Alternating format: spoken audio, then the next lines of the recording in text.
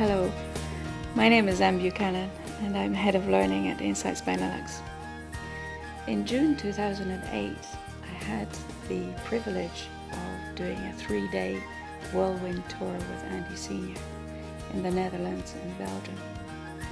We recorded one of the sessions. And during that session, Andi read from Yolanda Jacobi's book, The Psychology of Carl Gustav Jung. Not only is Carl Gustav Jung an important foundation of the Insights discovery, but Yolanda Jacobi herself is a major source of inspiration, not just to discovery, but to Andi himself in the way that she lived her life and in her dedication to the psychology of Carl Jung. I invite you to watch the video with me. Thank you.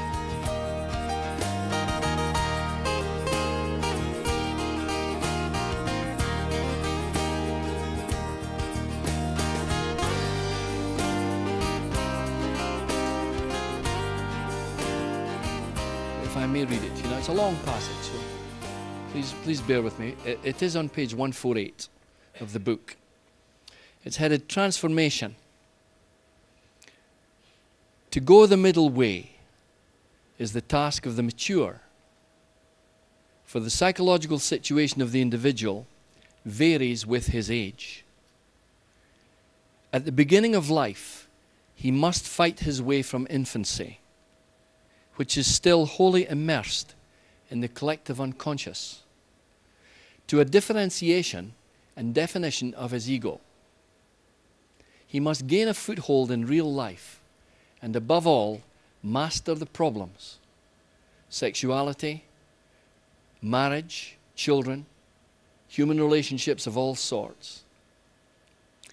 It is through the greatest possible differentiation of his constitutionally superior function that he acquires the tools needed for this work in adaptation. Only when this task, which belongs to the first half of life, is completed, does an adaptation to the inner world become a commitment necessity. I could stop at this point and say that's where type is, because type focuses currently on the ego, and development of the ego is a job for the first part of life. And none of you guys are as ancient as me, but some of you are not chickens either. So approaching the second part of life, or in the second half of life, the focus is different. And Jung explains, I think, very lucidly what the focus becomes. Hello.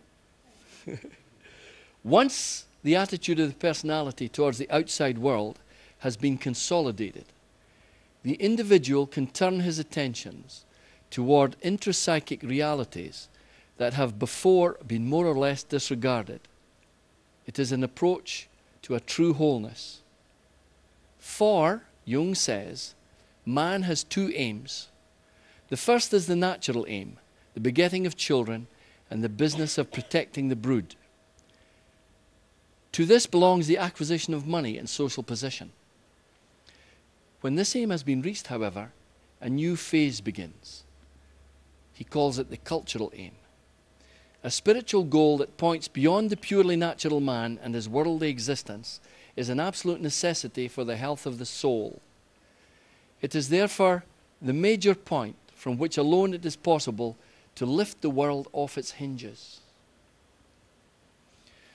To build the wholeness of personality is a task of the whole of life.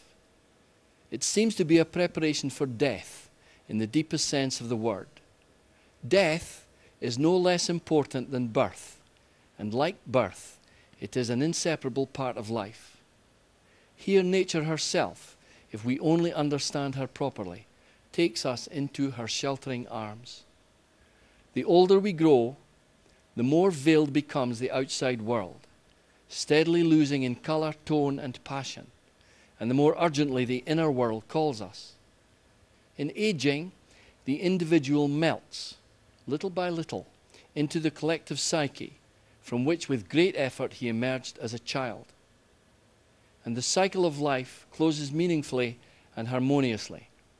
Beginning and end coincide, an event that has been symbolized since time immemorial by the Ouroboros, the snake biting its own tail. If the task has been performed in the right way, death loses its terrors and becomes a meaningful part of the whole life process. Yet it must be admitted that many men, as numerous infantile adults bear witness, prove unequal to the task even in the first half of life. Consequently, only a few are privileged to round out their lives by self-realization.